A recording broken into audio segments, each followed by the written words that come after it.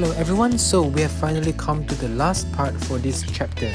So in this video, apart from giving you the main points, at the end of the video, just as promised, I will also give you my own Mr. Ten 4-step method to tackle the calculation questions in chemistry. You have to know that these 4 steps are very simple, very straightforward, very easy, because the steps are repetitive and you can apply to different types of calculation questions. So my aim is to use the 4-step method to guide you guys to understand the questions, tackle the questions, and score A easily, and will give you guys a strong foundation to do chemistry related calculation questions easily at different levels. Alright, for those who haven't subscribed to the channel, please do so, because in the channel I will share the main points for each chapter as well as the answering technique for exam for free. Let's move on to the chapter now. Okay, previously we were talking about calculations for relative atomic mass, relative molecular mass, as well as number of particles. Today's video, I'm going to focus on mass of compound, volume of gas, and volume or concentration of solution. I'm going to show you how we can use mole to find these three.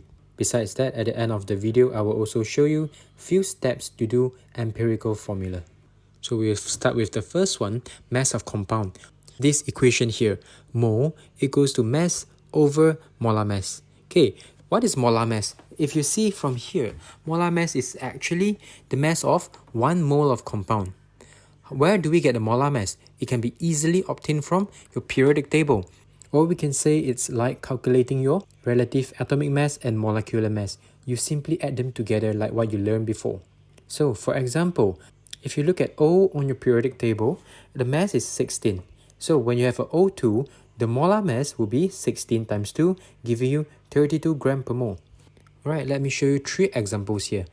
For example, if you have 1 mole of O2, just like the equation we just learned, mole equals to mass divided by molar mass. So at here I have 1 mole of O2, and the molar mass of O2 will be the 16 times 2, 32. So 1 times 32, I'll get the mass of O2 at 32 gram. For the next one, when I have 1 mole of F2, each fluorine atom has a mass of 19, so 2F will give me 2 times 19 and become 38. And for the last one, the Al, I have 1 mole of Al is 27, so the mass of Al at 1 mole is 27 gram. Okay, now let us look at an example. So at here, I have 1.2 mole of N2. You're going to follow the step of how we tackle the question. First step, you have to write down the equation, which is mole equals to mass over molar mass. The next step, you need to look for the molar mass of N2. So based on the periodic table, each N is 14. So N2 is 2 times 14, will give me 28 molar mass. So the mass of N2 here will be 1.2 mole times 28. And I'll get a mass of 33.6 gram. Okay, you have to remember the steps here. Right, here comes the next one. Volume of gas. Need to remember again, volume of gas equals to mole times molar volume. And here, a very important thing is that the volume of gas, we always measure them in dm cube. And 1 dm cube equals to 1000 cm cube. Okay, you have to remember this because this is used in volume of gas or even in volume or concentration of solution. And then for molar volume, you just have to know molar volume is always constant at their specific condition. So for example, when you're at room temperature, the RTP, your molar volume is 24 dm cube. Or if you're in STP, the standard temperature and pressure, your molar volume will equal to 22.4. So you always only have these 2 numbers to use. Okay, here are a few points to note. So now if you look at, I have 1 mole of O2. At RTP, the volume will be 24 dm cube. The next one, 1 mole of CH4. Again, at RTP, the volume will be 24 dm cube as well. So now when I have 0.5 mole of O2, using the equation we learned, which is volume of gas equals to mole times molar volume. So at here, I know that is RTP. The molar volume is going to be 24 dm cube per mole. So I use 0.5 mole times 24. At here, my volume of 0.5 mole of O2 will be 12 dm cube. Okay, so you just have to remember, as long as you are gases, I don't care what kind of gases, you could be O3, C2H6 or CO2. As long as you are gases, at RTP and 1 mole, your volume will be 24 dm cube. So how about 1 mole of Na, which is a Na solid from group 1? Let's take 10 seconds to think about it.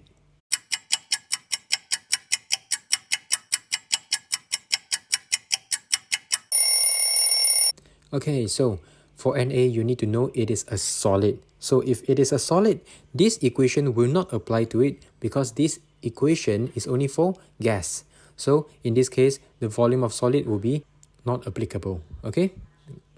Alright, the next one. Volume or concentration of solution.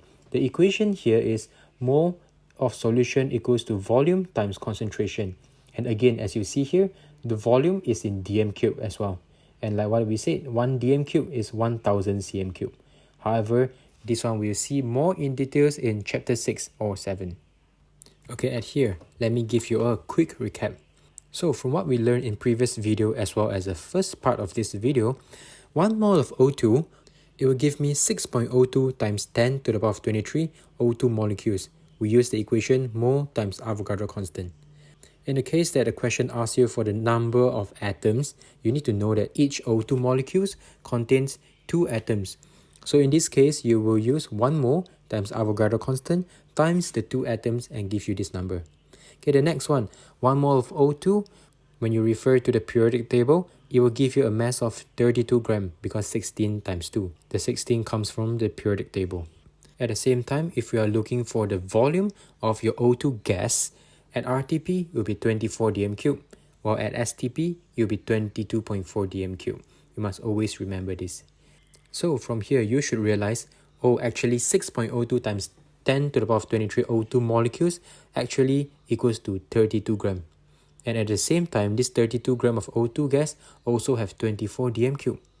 No matter what, so if you have the mole of the compound, you can already easily find the number of particles, the mass of compound, the volume of the gaseous compound, as well as the concentration or volume of the solution. Okay, so mole is very important. It is the basic in calculation questions in chemistry. You will need mole to find the answers to all of the calculation questions. Remember this statement, okay? Now, here comes the highlight. Let me throw you the Mr. Ten 4-step method for you to tackle calculation questions in chemistry. Alright, so the first step, you must have a balanced equation.